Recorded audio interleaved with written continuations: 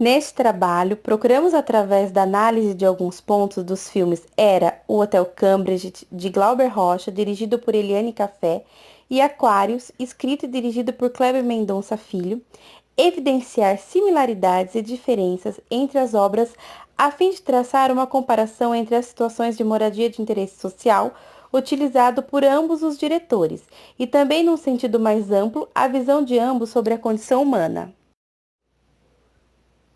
O filme conta a história do Hotel Cambridge, que acaba virando um grande protagonista de sua própria narrativa. Se trata de um documentário com passagens fictícias que conversam muito com a realidade de boa fatia da população nacional.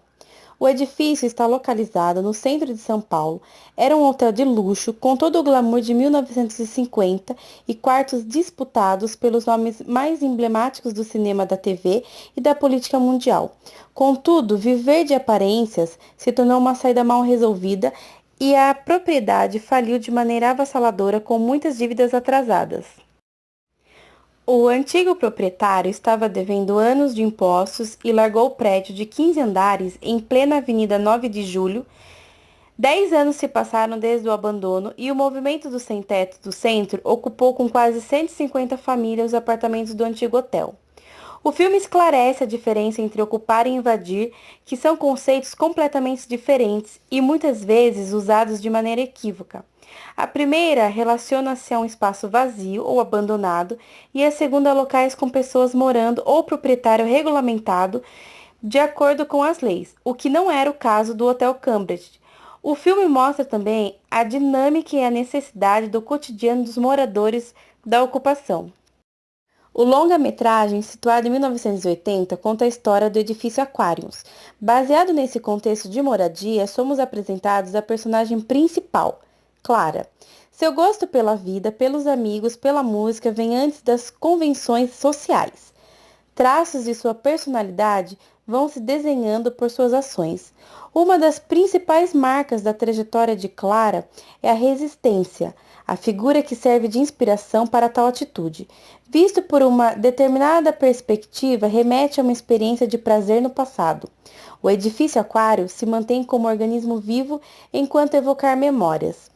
As fases dessa relação simbiótica entre Clara e o prédio ganham representação através das mudanças de cores, às quais o segundo é submetido ao longo do tempo.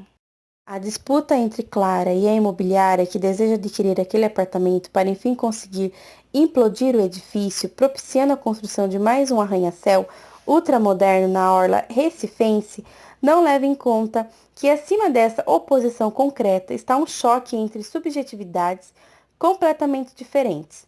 Em um dos melhores momentos do filme, a discussão entre mãe e filhos sobre a venda do apartamento termina em lágrimas e na exposição de ressentimentos.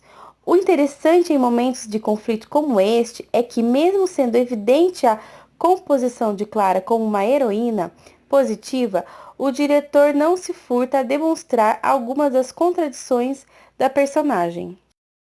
Uma delas aparece na fala em que a protagonista revela ter 5 apartamentos, o que sugere que ela se sustenta pelos aluguéis, embora bem menor, evidentemente, da engrenagem lógica que rege o crescimento urbano da cidade. A mesma é responsável pelo assédio a seu apartamento. A falta de um apoio integral por parte da família é um dos fatores de uma desestabilização de Clara, que ganha peso com as atitudes da construtora para constrangê-la e intimidá-la.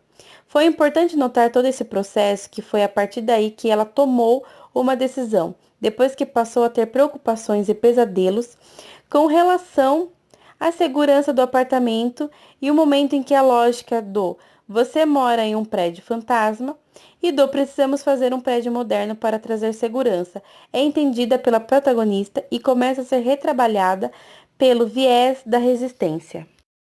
Ao compararmos a história dos dois filmes, ficamos diante de questões que envolvem a moradia e as condições de habitabilidade que lhes são pertinentes.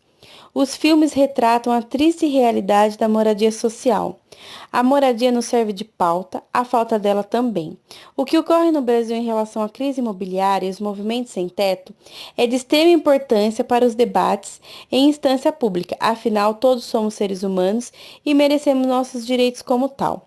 As ocupações ilegais e irregulares estão presentes na maioria dos municípios brasileiros, escancarando uma triste realidade social, a da falta de moradia.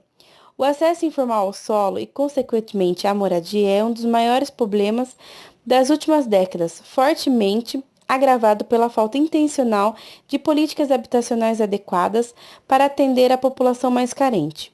A pesquisa foi baseada na importância da moradia, da comunidade e do respeito entre as diferenças.